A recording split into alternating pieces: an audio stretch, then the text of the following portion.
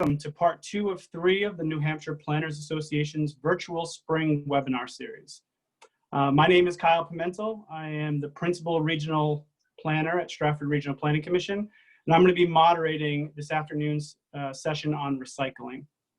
On behalf of NHPA's Executive Committee, I want to thank everyone for taking out the time this afternoon to join us, particularly with the current circumstances and all the different associated challenges. At this point, I'm sure that folks are starting to get Zoom meeting fatigue, so we certainly appreciate you taking the time out to participate.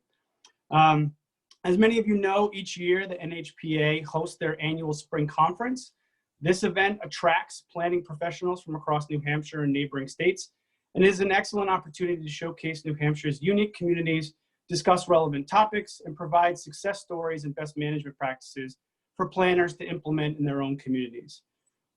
But for like many of you, this year has been an unprecedented one, and as a result, NHPA ultimately decided to reformat that originally scheduled in-person conference and instead present this series of webinars.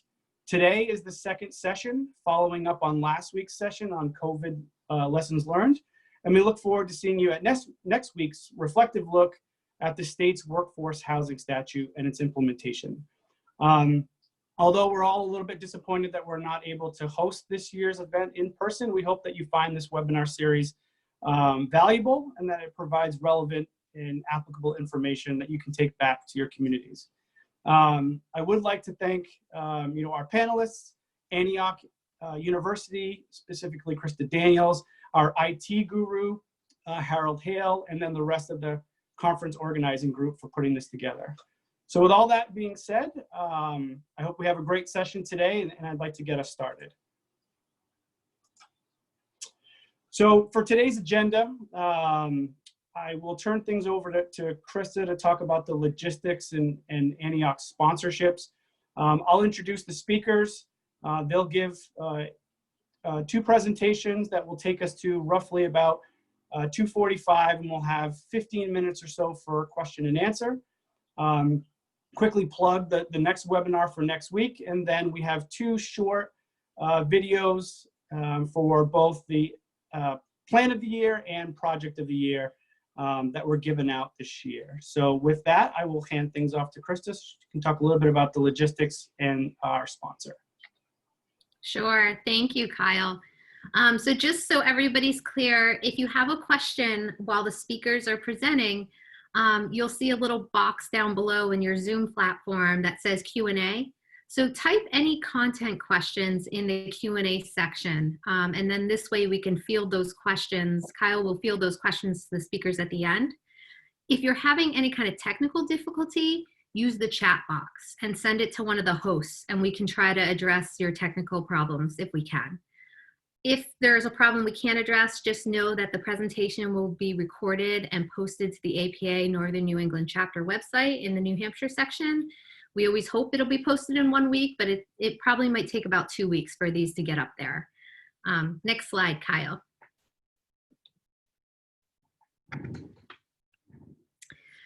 Just so you know about Antioch, Antioch is helping to sponsor this conference.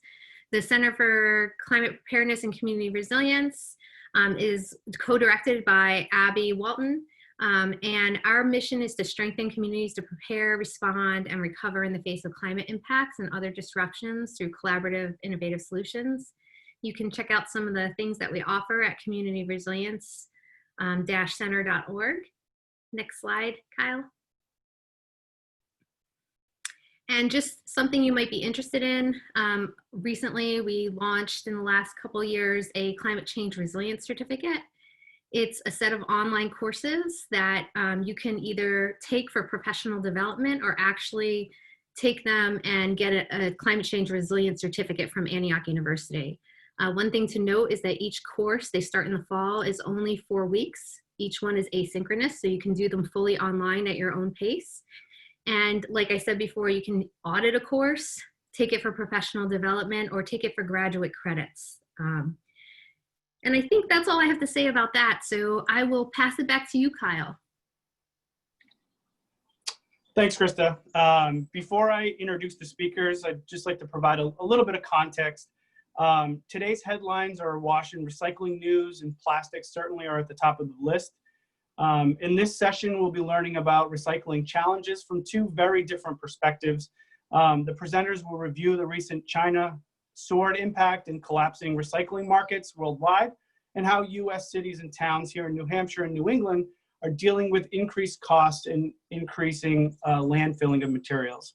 So with that, I'll introduce both of our speakers at the same time.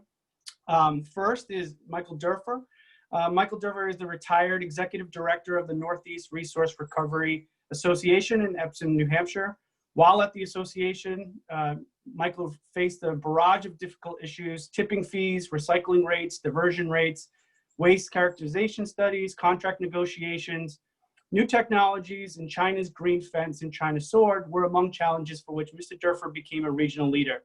During his decade-long leadership, the nation's oldest member-driven recycling and cooperative marketing association increased support for member services, technical support programs, and education for citizens and professionals. Mark Morgan is the solid waste manager for the city of Lebanon. In that capacity, Mark oversees an operation that manages waste from 22 towns in the Upper Valley of New Hampshire and Vermont. The facility operates a lined landfill, recycling center drop-off, composting operation, and collection events, identifying waste's highest value potential and moving materials away from precious disposal capacity and critical philosophies Mark employs. Recent waste reduction efforts have included the Refill Not Landfill campaign and pilot food scrap and composting drop-off. Mark has worked in the solid waste and recycling industry for nearly 2 decades. So with that, I will unshare my screen and give it over to Michael.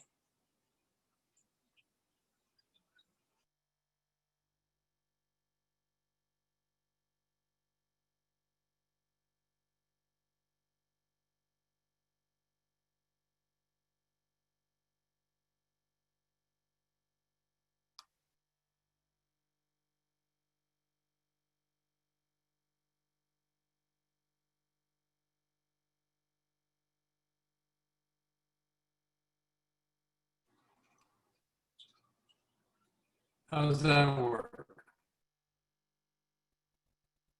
I can't tell if you can hear me. Mark, can you hear me? Yes, can hear you. Oh, thank you. Good afternoon, everyone. I'm very pleased to be here today, and I'm always anxious for an opportunity to talk about recycling. So we're going to try and go through a number of slides. This original presentation lasted about 4 hours, but you shouldn't have to worry. We'll have an intermission at the 2-hour mark. Actually, I promised Mark I'd give him equal time. So if I seem to rush through the slides, I couldn't cut out some of these. They're my favorites. I think they provide the background that you need to be able to make good planning decisions, and hopefully they'll be of assistance. Anyone that wants to contact me afterwards, I'm happy to spend the time and go over the details of the other 40 or 50 slides that I had to cut out. Krista can get a hold of me easily. So from 30,000 feet, we're going to talk about recycling. You heard Kyle talk about plastic. Since its inception and its unintended consequences, some of you may remember The Graduate, where the advice to Dustin Hoffman was plastics, young man.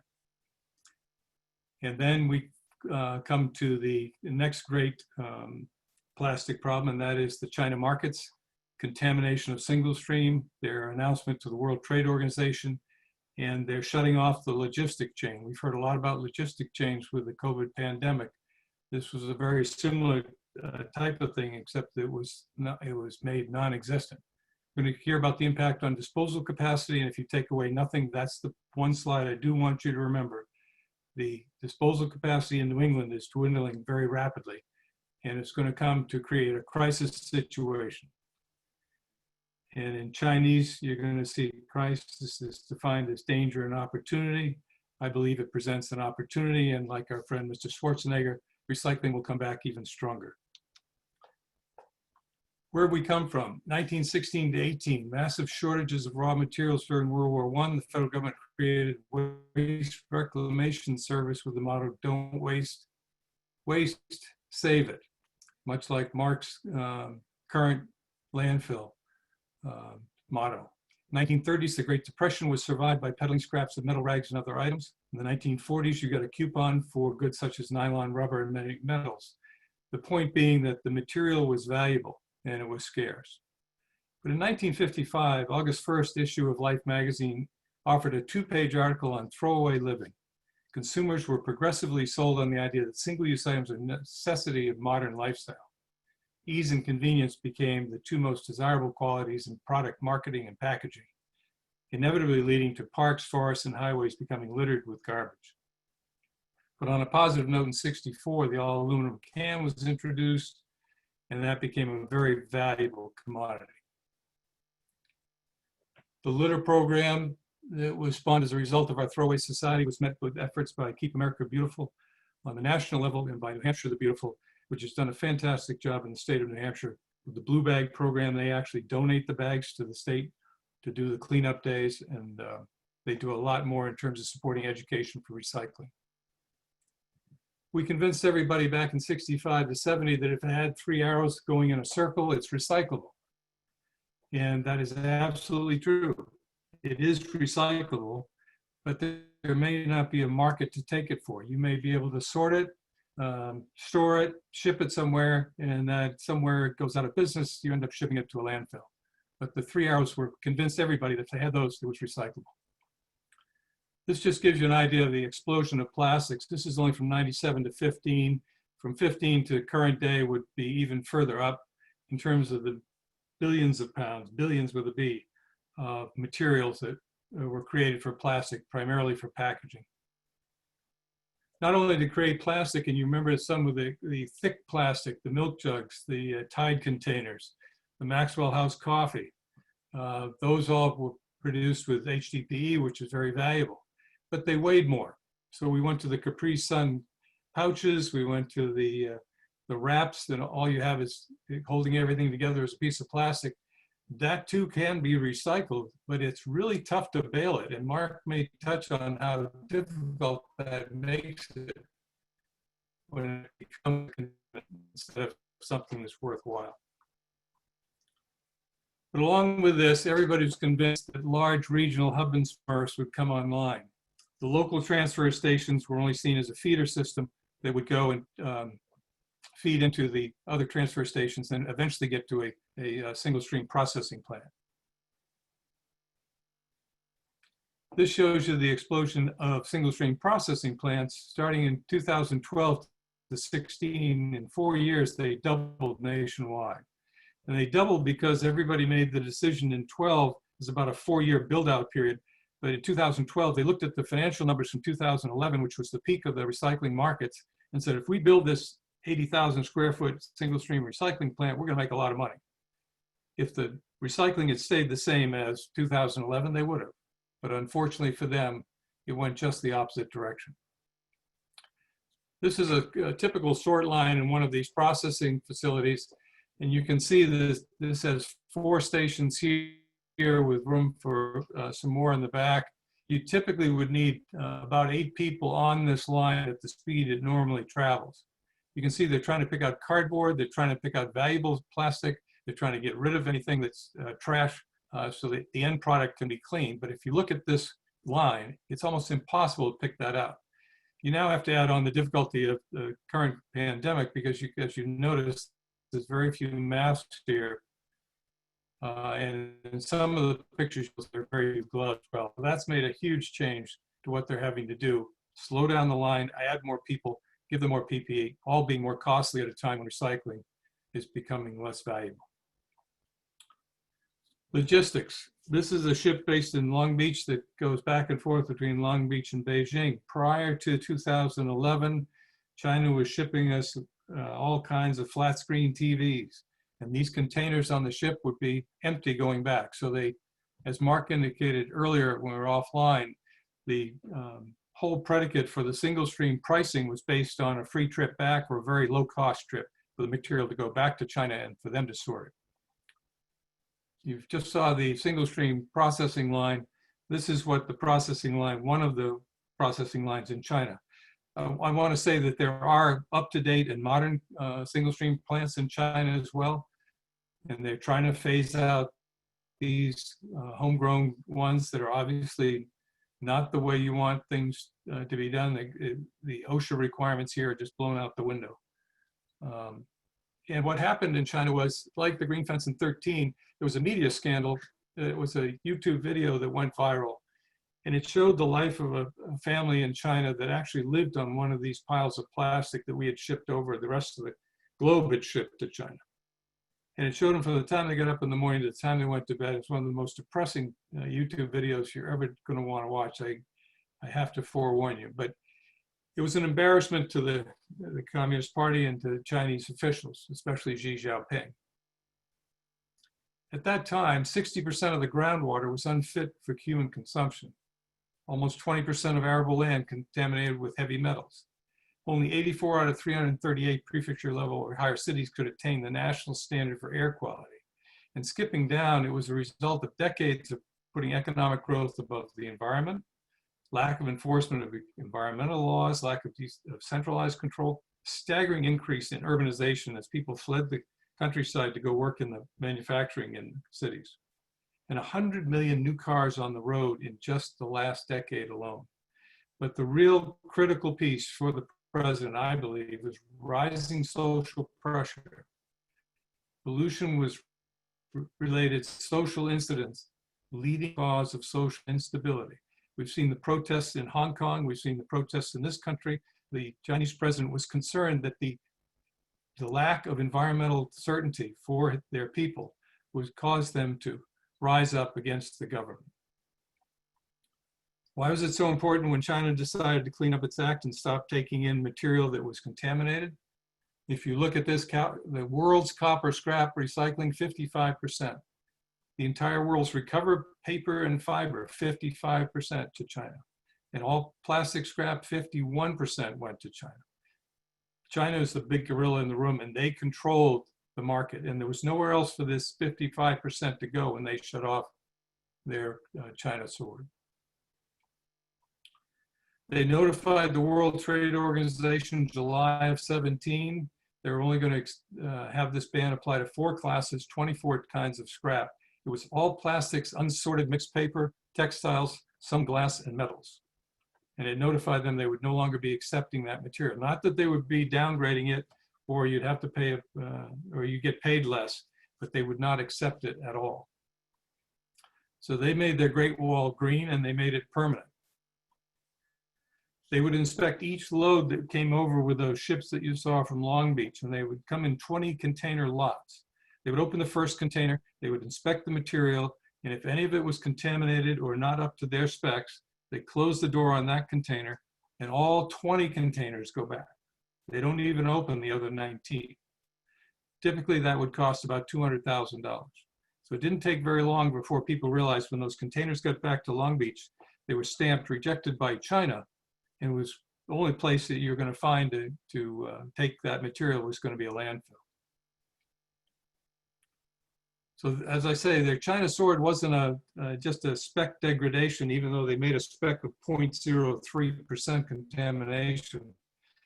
All the single stream plants in the US that were built had a typical spec of about 7 to 12% of contaminated or residue material. So there's no way they could get down to 0.03. This shows you the impact on the European Union alone. 874 kilotons in January that they were shipping. They were down to 432 by the time they got to November. These other countries, Indonesia, Turkey, India, Vietnam, and Taiwan, all tried to pick up the slack, but within 3 months of brokers running to them with material that China wouldn't take, they were overcome and overrun, and they realized the contamination was still there. So they went and adopted the same policies as China.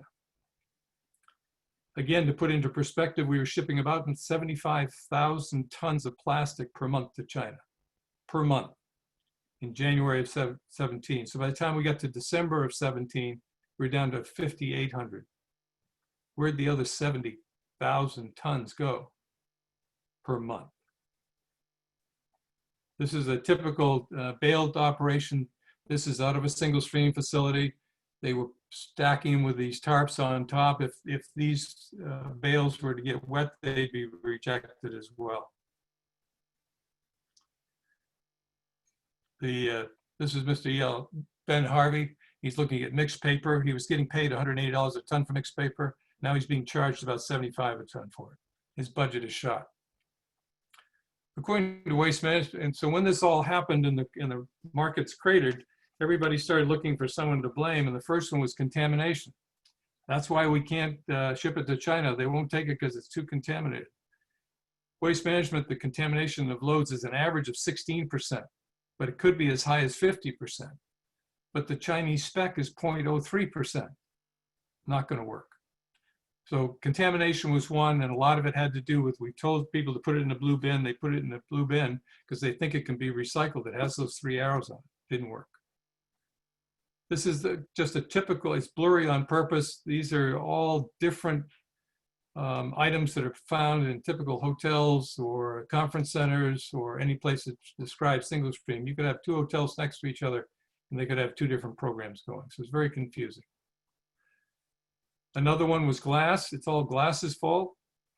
And they just stopped writing contracts to take glass in because it was easy to see how that was going to contaminate the fibers that were in the single stream.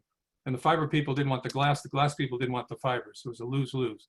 Meanwhile, the price went up. This shows you that one town nearby actually was having the residents throw their glass bottles in. They had a load rejected. And so they built this shelf. So the residents put it on the shelf, and then one of the staff has to check it and make sure it can go into the container. The value of the material coming into the single stream dropped precipitously from 2000 to 14.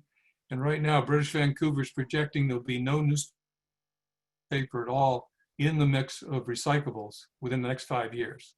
This is a loss of 50% over 8 years, and this is the valuable part of that single stream material.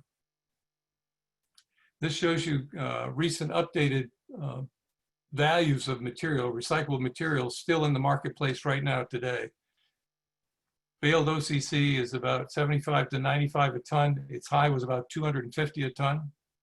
Single stream is charging between 150 or least expensive is about 52 a ton. There was a time when single stream was paying 75 a ton.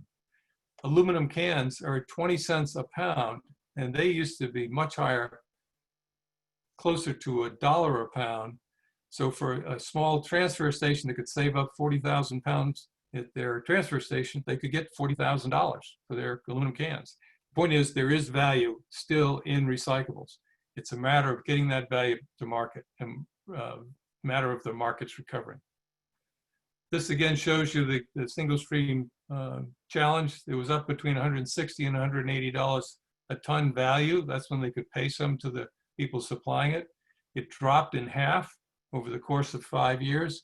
And then it fell even further, so now they're being charged for material that's contaminated. They were being paid, now they're being charged. So if you're in the operation of a single stream plant and you've got to accommodate that, the only place you can find more money is with the places that you have contracts, with your municipalities, with your private commercial accounts. And you sit down with the Board of Selectmen and say, I cannot service this contract anymore. I know it's I'm supposed to, and I know I'm supposed to at such and such a price. Given the force majeure of the international markets, there's no way I can put a man in a truck or a woman in a truck on the road. You've got to work with me. The town says, wait a minute, we have a contract. The contract's only as good as the person you're dealing with. And the person you're dealing with is going to tell you up front, you either help me to renegotiate or the next person that sits here is going to be giving you a higher price. So again, the crisis in Chinese represents danger and the other is opportunity. The danger is we give up recycling. The danger is we don't face the crisis. The opportunity is we have a chance now to retool our industries to the point that we can accommodate that material that we're going to need more of down the road. And why is it important to do this for recycling? Because you're looking at an ever-increasing and higher tip fees in the Northeast. This was 2016, it was up around $80 a ton. Now we're pushing between $95 and $150 a ton for new contracts. This is the one slide I want you to remember. This is landfill capacity in Massachusetts. Landfill capacity in Massachusetts Between 2018 and 2019, at the same time that the recyclables are crashing and having to be taken to landfills, Massachusetts lost half of its capacity. They're scheduled to lose another 200,000 tons in 2021.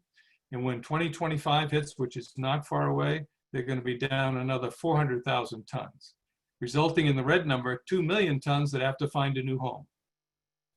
Either a turnkey in Rochester, New Hampshire, up in Bethlehem, up in Mount Carberry, or as Mr. Harvey is currently bailing and shipping to Virginia or Pennsylvania or Ohio, wherever it will take him. But this is a major problem because as the capacity is gone already and they can't find homes for it, when you get to 2 million tons, the cost of MSW is going to be through the roof. And interesting, if some of you may remember this, I encourage you to go to NBC News YouTube and look up Mobro. When they, landfill in New York was challenged and had to shut down, they actually shipped this out of New York. It went to North Carolina, Louisiana, Belize, and back. And it was the ship that just circled the globe with about 3,000 tons of garbage on it. About 30 or 40 of these equivalent in trucks are now going out of the city of New York to Pennsylvania. The hope that I have, the opportunity that we have, is that it will be followed by folks that are dedicated, they see the challenge and they face it. Youngsters. This young man we've been following 5 or 6 years, you may have seen him. He's got a ship now north of Hawaii. He's sucking, his boom has been repaired, and he's sucking up plastic out of the ocean. He's got a contract with Hoover Vacuum to give them a saleable product. And it's just been fantastic. It was all based on his scuba diving in Greece one time when his friend thought there were a lot of fish in the ocean, but in fact, it was all plastic bags. This class down in Louisiana heard that the city council, or the civil parish, had canceled the recycling program. They went to the next council meeting loaded up with every supporter they could find. And that night, the civil parish rescinded their vote and unanimously reinstituted recycling.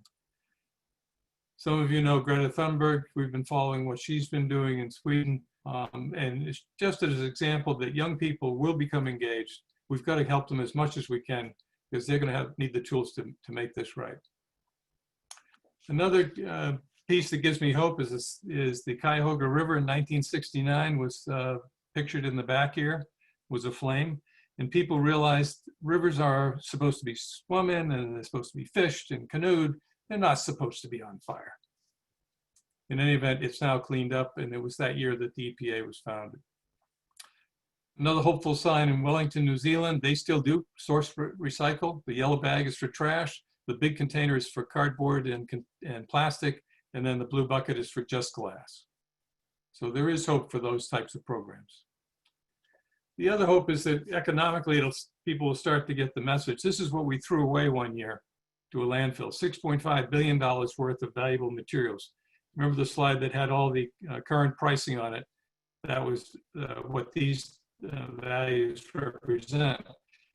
This is based on a recycling rate of about 35%. So we were able to recycle or recover about 3 billion, but we threw away 6 billion that we could have had. Market predictions, what's it going to do going forward? I'm convinced that it's going to come back and come back strong, especially if we invest in the infrastructure we need.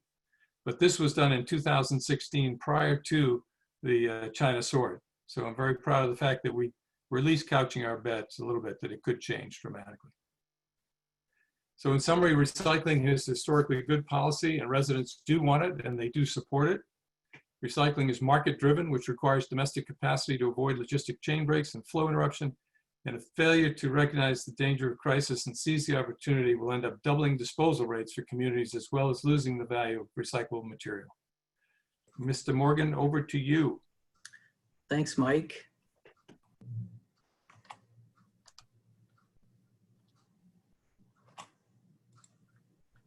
While you guys are changing slides, I just want to remind folks that if you do have questions, to put them in the Q&A box so we can keep track of those, and after Mark's presentation to get to some of your questions.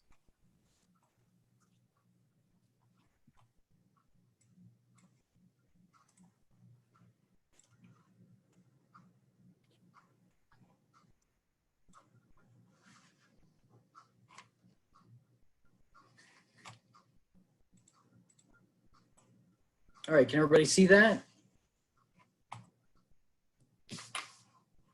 Yep. All right. Yep. Great. Thank you. So just a little background for me. My initial introduction into the solid waste field years ago was actually at the New Hampshire Department of Environmental Services as a solid waste planner. So planning for trash is something that that I've done for the state. I've done some work for the state of Maine as well and other states, helping to forecast and prepare for the future. I think Mike's presentation is a great way to start and kind of create this sense of urgency that regardless of our disposal capacity needs, we will continue to generate garbage into the future and need to address our disposal needs going forward. So absolutely, there is a problem. And like I said, it's always been a problem. The Bethlehem landfill here in New Hampshire has limited capacity. Depending on who you ask, that could be 18 months to 36 months. And as Mike pointed out, if our neighboring states continue to ratchet down their disposal capacity, New Hampshire has become the path of least resistance for disposal options. Waste management has been taking in about 50% of their trash managed at their Rochester landfill in Rochester, New Hampshire. 50% of that is from out of state. And incinerators are struggling with electricity contracts. And I talked with Mike about this a bit a while ago, and why are they struggling with electricity contracts? Well, the cost for natural gas coming out of Pennsylvania and other parts of the country is cheap. So they're competing with inexpensive natural gas. So it's making it difficult to operate and get good electrical contracts at incinerators, which is increasing the disposal rate and just making the operation difficult. As Mike was pointing out, as far as recycling goes, we all want to do the right thing. And there are so many competing interests out there as far as what that right thing is. And making sure that we're putting it in the right bin or that we're buying the greenest product or whatever marketing ploy is being thrust upon us. Recycling markets are in turmoil right now. It's very strange. They kind of plummeted for a little while. Paper and cardboard exploded in the last 2 months. And the silly reason for that, people buying toilet paper and other consumable products like napkins, paper towels, was driving the demand at the mill to produce more product. As a result, cardboard and mixed paper values went up. That price has gone down this month because the mill's overbought and people are slowing down their purchases. I have a feeling that may come back with discussions about future lockdowns could cause people to change their purchasing practices yet again. Single stream program costs are increasing, as Mike pointed out, and they're all over the place. In many cases, they are far higher than the cost to disposal. So it's very difficult for a community to justify paying such exorbitant prices for recycling. I'll get into that a little bit later as far as why it does make sense. And then nobody wants a waste recycling or compost operation in their town. Everybody wants to do the right thing, but they don't want it near them. We want to throw our trash away and as far away as possible. There's a cost to that. If we are, like Mike illustrated a moment ago, putting trash on a rail car and shipping it out to Ohio to get it far away from us, there's a cost to that. So what can we do? This presentation is directed at the community and planners. So there are tools in the toolbox for what you can do. And unfortunately, we don't always think about them. There are local ordinances that can either restrict or promote waste management decisions in areas you may not even think of. Here in Lebanon, we had an ordinance that actually restricted a very positive decision for us. We wanted to develop a landfill gas to energy project here at our landfill, but the city of Lebanon had an ordinance that would not allow a energy facility to produce more electricity than the facility itself would consume. So some of these policies and ordinances are created to restrict things that we never even considered. So we went back through, amended the ordinance, and our project's going to go forward. But your community might have ordinances that you don't even realize that do restrict some of these business decisions. Zoning is another one. Does your community even have zoning? There are a number of communities in New Hampshire that are without zoning. The impacts of not having zoning can be seen in some communities with absolutely no control over whether or not a solid waste facility is constructed in their community or not, and then having to make really quick decisions, in court or with lawyers to restrict activities. So you may want to look at your zoning ordinances. Maybe you do allow solid waste activities in your community, but only in certain areas. But it's certainly worth a look to see just how your zoning is impacting waste and recycling opportunities in the positive or the negative. And then planning for the future. What is your community doing to address future waste issues? A lot of communities are working on master plans, or where's residential development going to take place within our community, but nobody's thinking about how are we going to manage waste and how much waste will be produced from that 1,000-unit development that's going in. Here, what we do is when a new development or business is planned in our community, we evaluate the waste impact and how that will affect disposal capacity at the landfill. We're also looking at possibilities like requiring new builds to ensure that they have opportunity for recycling dumpsters and locations on the property. Just looking at some of those is a great way forward. And focusing on recycling is not always enough. I'll get into that in a little bit, but very often we're all concentrating on recycling and putting out our blue bins. But if you were listening to Mike's presentation, that can be a costly venture.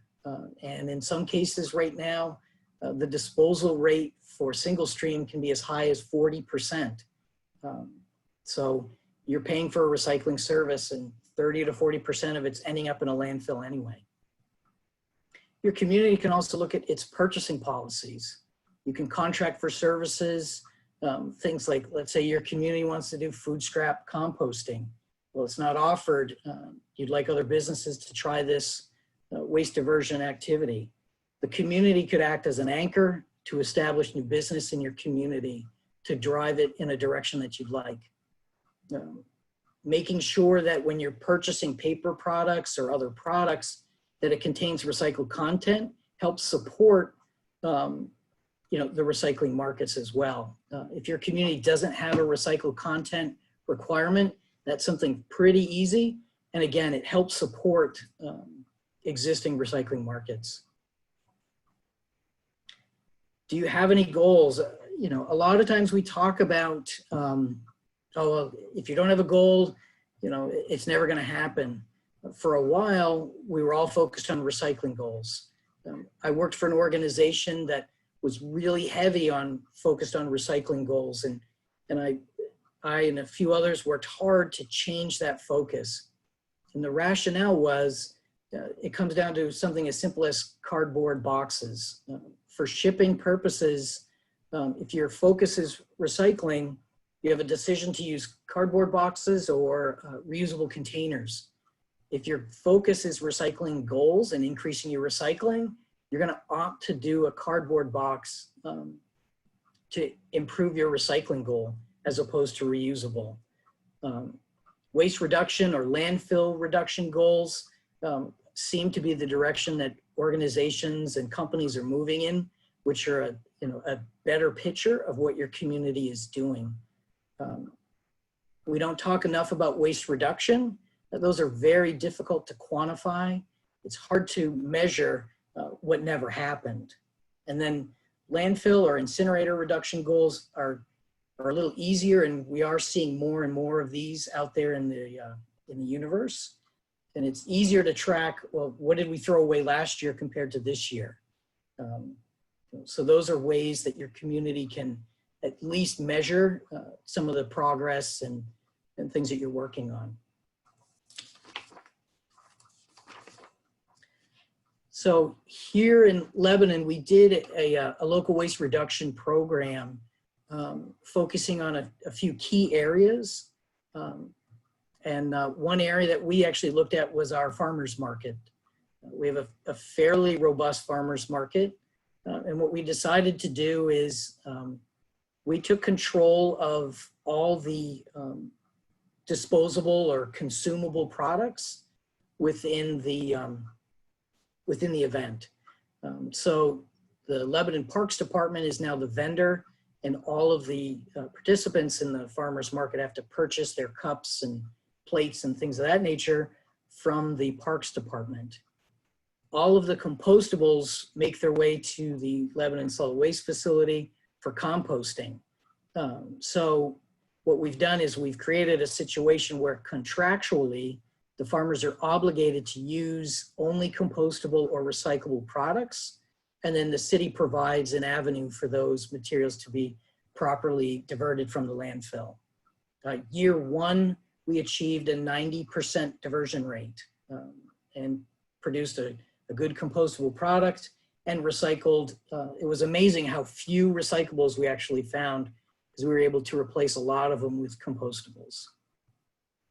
Looking at municipal policies, as I mentioned before, helps to drive waste reduction programs. Some areas to consider is, when you've got a reusable coffee mug, your health department may have a negative impact on the ability for local businesses to do reusable programs. So again, part of that policy audit needs to include health codes to ensure that, we're protecting people's health, but we're also making it an opportunity for waste reduction. Waste reduction programs are a lot of work. You end up with a lot of partners, and measurement can be challenging, but it's worth it in the end because you can really see a positive result in waste diversion. Here in Lebanon, a number of years ago, we started a program called Refill Not Landfill. We partnered with a local food co-op to promote the idea. And all we did was we created this sticker that you see on the screen and asked people to put it on their reusable coffee mug or water bottle, and just asked people to, for the month of April, reuse as much as possible. As a result of that, we ended up seeing a number of local businesses stop using straws, disposable plastic straws. We saw a number of local businesses move towards reusable coffee cups, and to allow more coffee cups to create discounts or other programs. We created a coffee cup swap program where it's a reusable cup, and you would actually leave your reusable cup with the coffee shop. They would give you a clean one, and then they would wash the one you left and hand that out to somebody else. So it was a cooperative coffee cup program.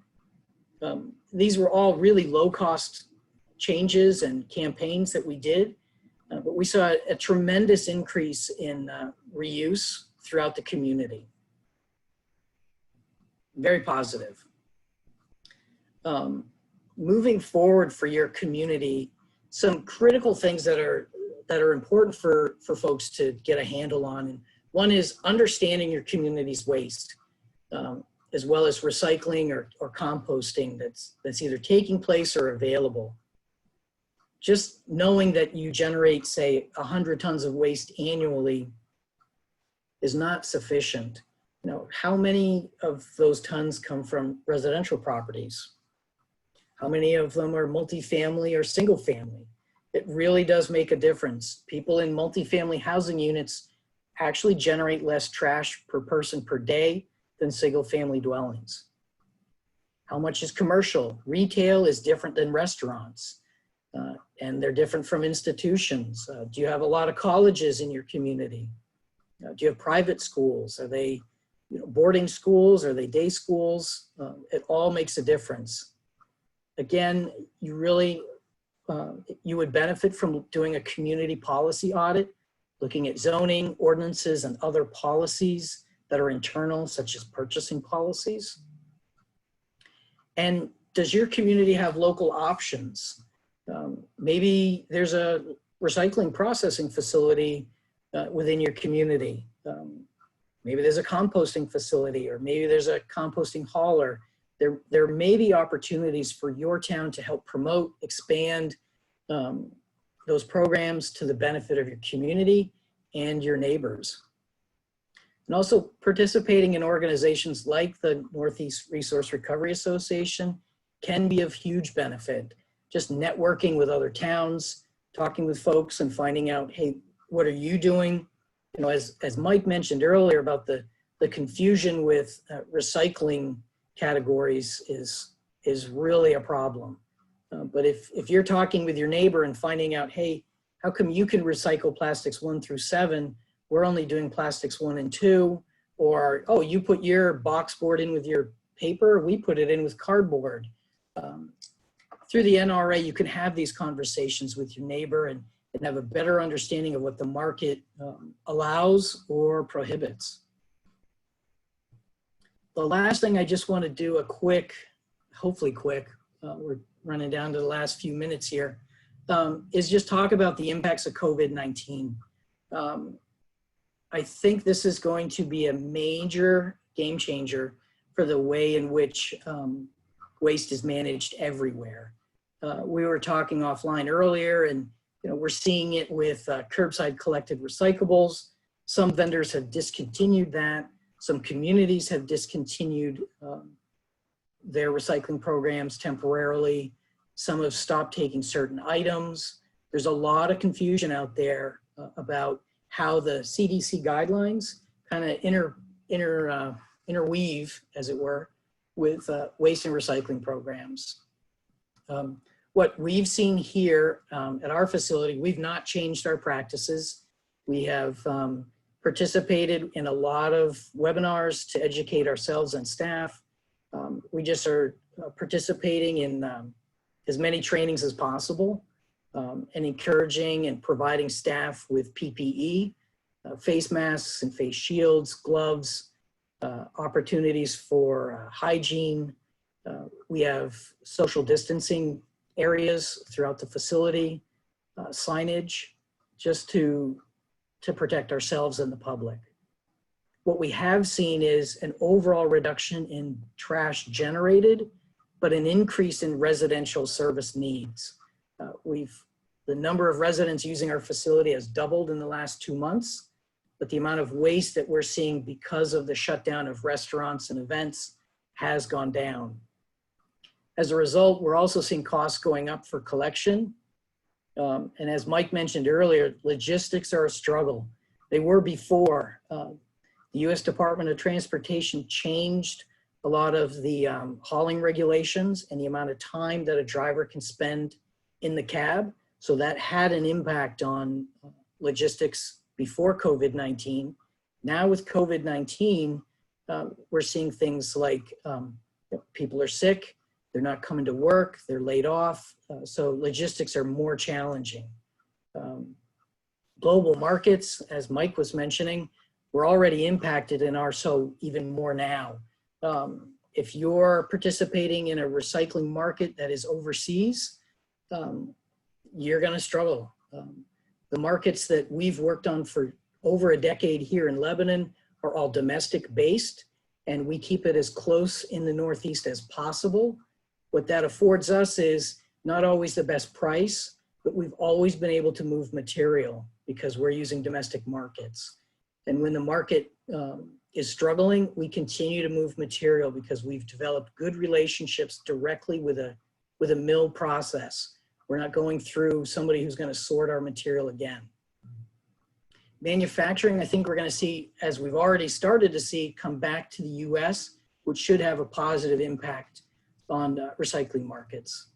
And we're also seeing domestic capacity being constructed for recycling markets here in the US.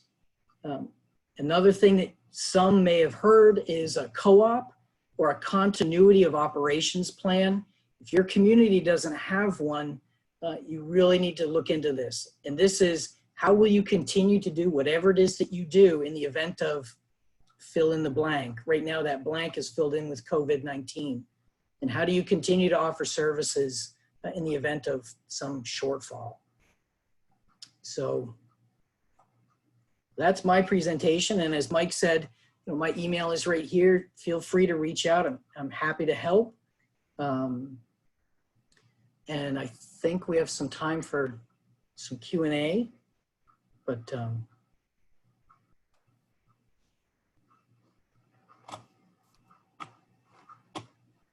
going to stop sharing.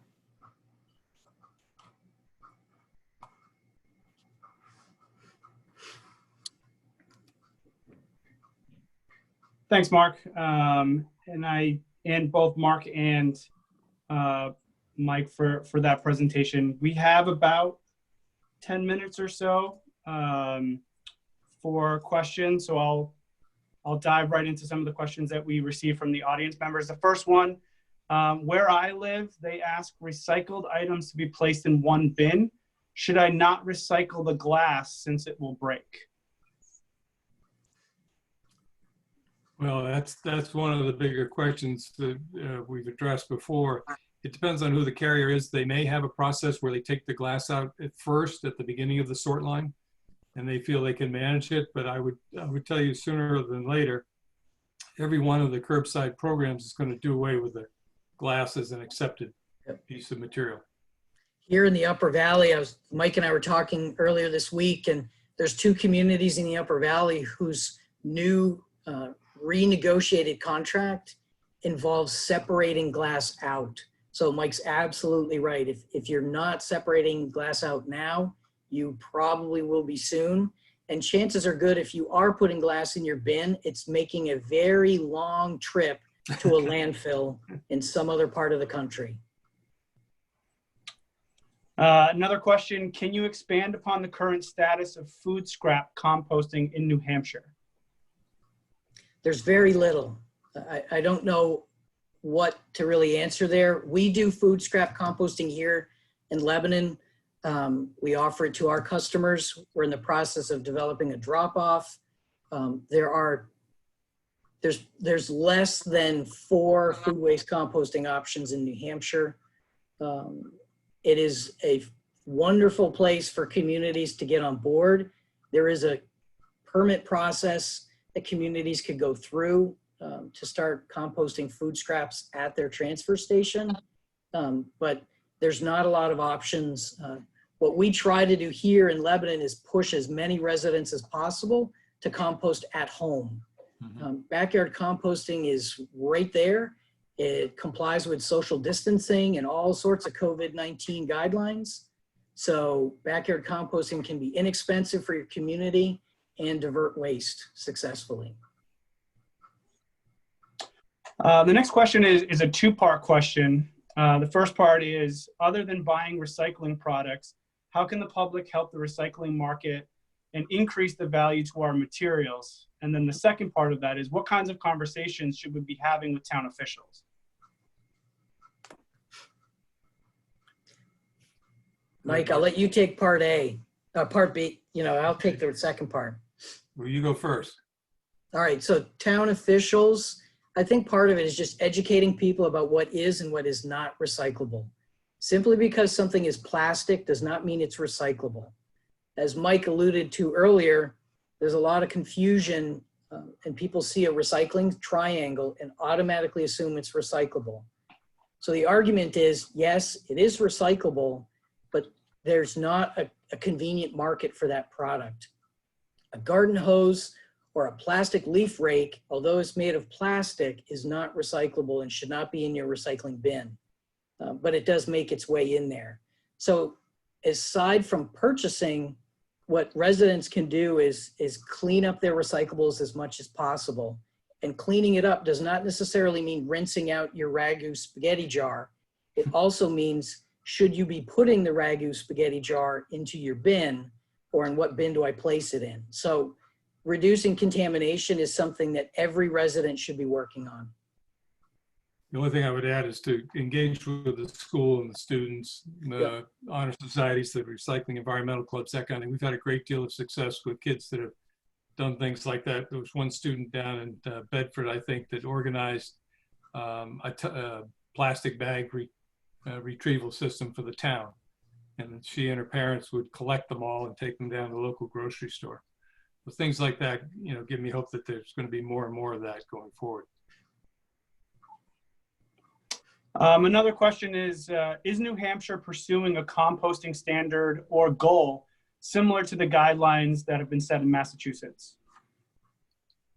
I think the New Hampshire DES has been doing that. It's started about 6 years ago, trying to get more and more people involved with composting, recognizing that the disposal capacity is only going to drive up the cost of MSW, so it makes no sense. And I think the stakeholder group is pretty much attuned to what the regulations are in Massachusetts as well as in Vermont. So I expect that when they do get to the end, it'll be very similar. And this question is specifically for Mark. Who are your local area domestic markets for recycled materials? Where are they located, and how much waste do you send to a landfill? Well, we have a landfill here, so yeah. So we take waste from 22 communities here at this landfill in Lebanon. I'd be happy to talk to you about domestic markets. My email is in the presentation. What we do, again, is we focus on identifying markets that are close and are mill direct. It's a little more complicated when it's mill direct because it needs to be clean. Sometimes it commands a better price, but there's a bit more labor to make sure that you're meeting that spec, because if your material is dirty and it goes into their plant, you're not just messing up a material recovery facility, you could be messing up a production line. So it's a bit more complicated, but it can be a very worthwhile process to develop. Happy to talk offline. Great. One other question. Is there any movement here to put this back on the producers? There's an awful lot of pressure on the consumer, which is fine, but I think the issue exists with production and packaging. I think nationwide there's an ongoing discussion, especially with the Plastics Council. They recognize that sooner or later we're going to have to do better than what we are. We're at 7 billion people right now on the planet. We're going to be at 9 billion by 2050. And every scrap of material we're going to have to be able to reuse. So I think there's going to be a long-term movement. It may be slow, like an iceberg type of thing, or glacier, but that movement is definitely taking place and those discussions are being had. The paper industry the same way. China really did us a favor by refusing to take shipments of paper that had garbage in it, because that makes us turn our focus back to being able to control our own logistics domestically. I would like to add, as the person who asked the question kind of illustrated, yes, there's a lot of pressure on the consumer. I am all for the pressure on the consumer. I think we make poor choices by focusing on cheap, inexpensive products that don't last long.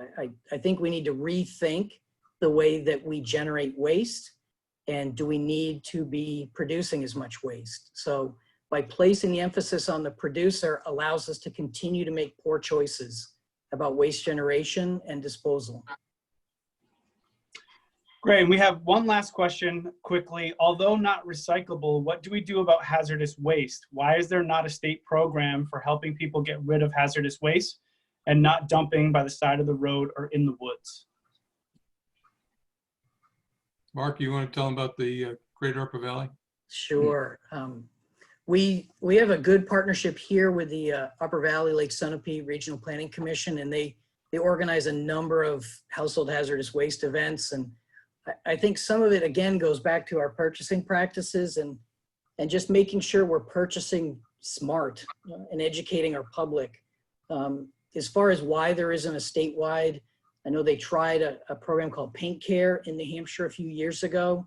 And some of it is just our legislators don't know there's support for it in our home communities. If it's something you feel strongly about, your community needs to let your representatives know that you feel strongly about it.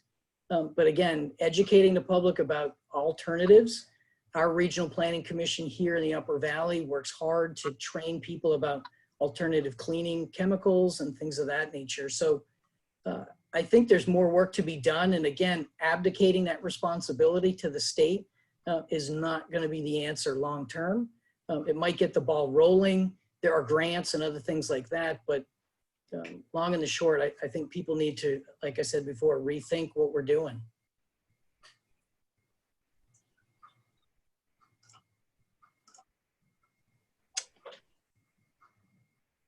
Well, thank you both. I know I want to be cognizant of time, so it's about 3 o'clock now. So if there are any other questions that rolled in late, we'll get those answered and sent out to folks. I do want to move on to the next part of the webinar, which basically is just the awards. Before I do that, just to kind of plug the next webinar, which is next Wednesday, same time. You can register online at the NHPA's website. And then sort of to get now into the awards. First off, I'd like to just thank all of those who submitted nomination, and congratulations to all the nominees. And I will start with Plan of the Year, which is an award annually to any organization to highlight a well-written plan that is a significant advancement to the science and art of planning. This year's award certainly meets that criteria, as was shown in the nomination document that was submitted. With that, I'm happy to announce that the 2020 NHPA Plan of the Award goes to Stratford Regional Planning Commission for their Pathways to Play project. This plan focused on preventing and reducing obesity in children under 5 and their families by analyzing existing recreation access throughout the Stratford region. Before I play the video, which goes into much greater detail about the plan, I do want to say for full transparency that because Shanna Saunders and myself were actively involved in the development of this plan and serve on the NHPA Executive Committee, we recused ourselves from voting on this particular award. So no tinfoil hat theories, no sour grapes. I assure you that this process was conducted in a very fair and equitable manner. So with that, I will play the video.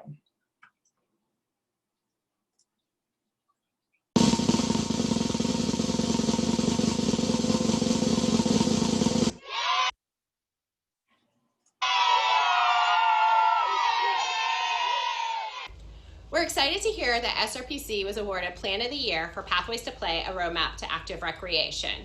I'm proud of our fantastic staff team and their work on this comprehensive, fun, and engaging initiative. While we're all working remotely, the team has assembled to give you a project overview and offer our thanks. Pathways to Play, a roadmap to active recreation report documents an analysis and subsequent recommendations from a pilot project in Somersworth focused on 3 parks. These included Jules Bassan, Malley Farm, and the Somersworth River Walk. A great deal of outreach went into this effort, including attendance at community events, talking to and getting feedback from children, and launching an online survey. The input gathered was framed around use and access at the identified parks.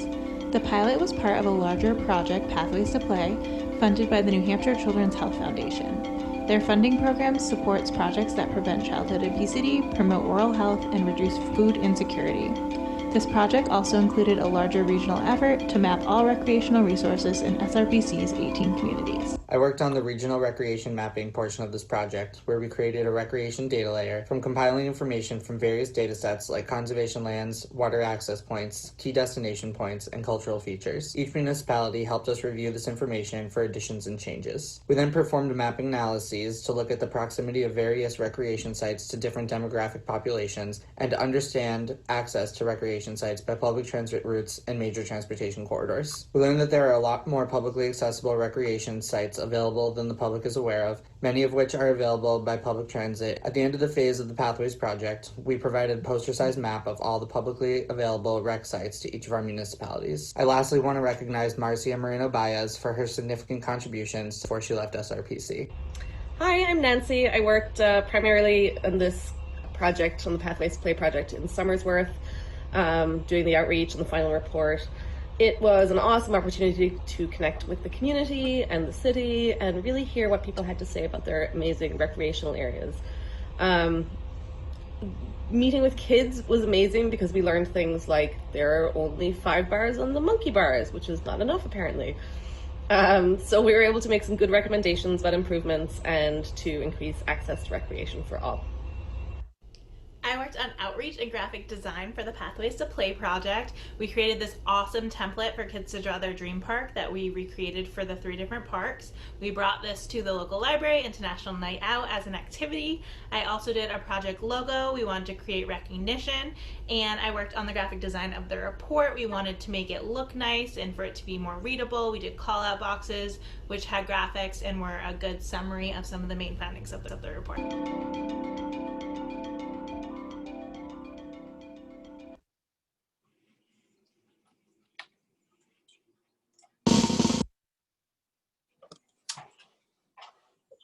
Much like our plan of the year, next up is the Project of the Year award.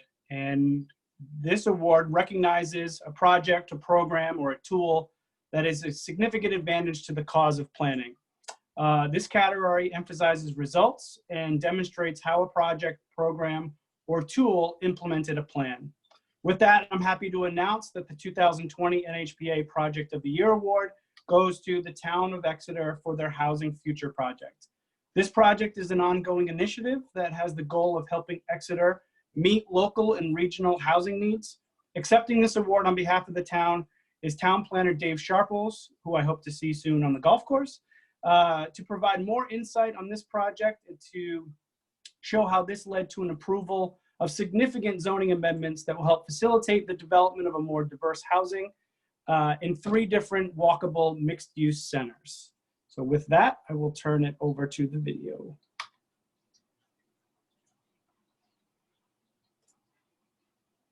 Hello everyone, Dave Sharples, Town Planner of the Town of Exeter. Got my surf and do going on. Haven't been able to get a haircut in a while. I'm here because I'm excited to accept the Project of the Year award from the New Hampshire Planners Association on behalf of the Town of Exeter. I think it was a great project, and I'm thankful for the recognition. Several years ago, Exeter created the Housing Advisory Committee, and one of its goals was to incentivize the creation of affordable units in Exeter. And we've maintained all along that we meet the fair share under the New Hampshire RSA workforce housing law. We have a pretty diverse housing stock here in Exeter, but we wanted to make sure we maintain that diversity. It was good planning, and everyone was behind it on the committee to create some incentive for affordable housing.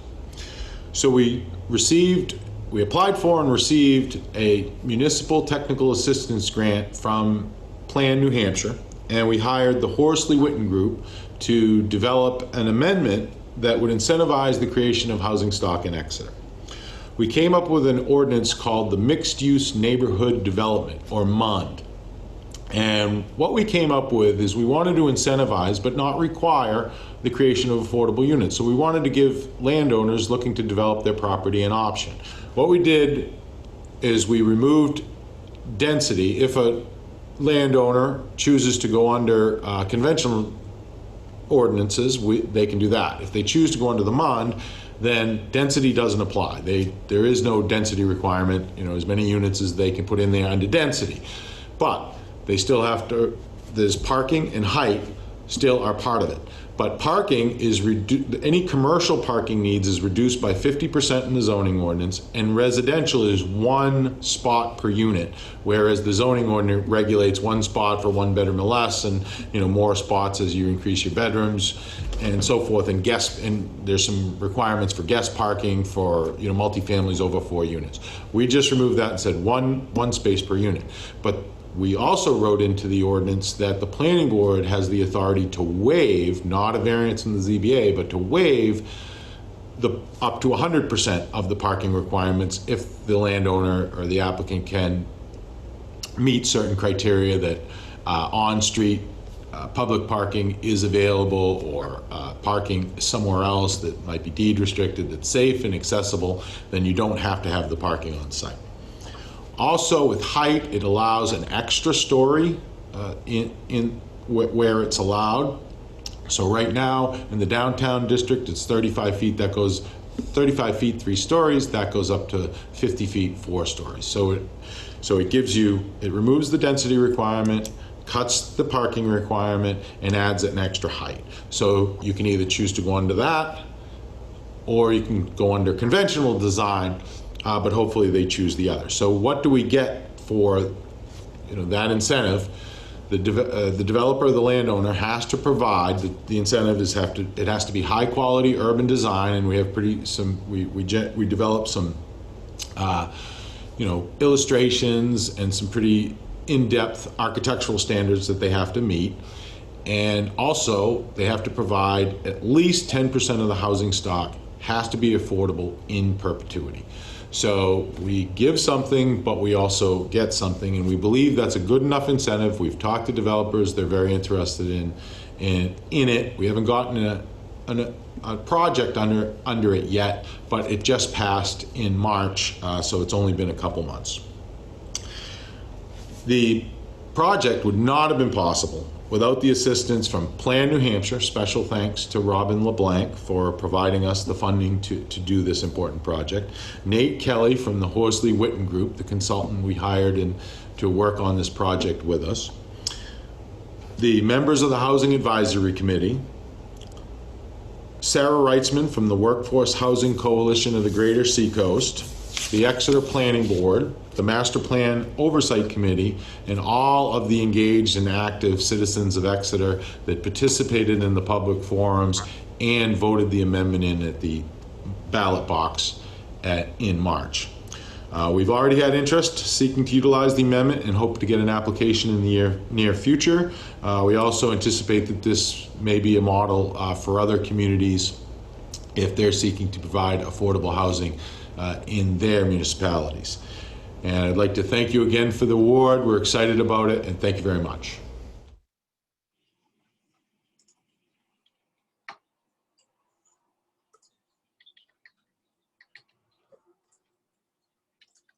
Hello, everyone.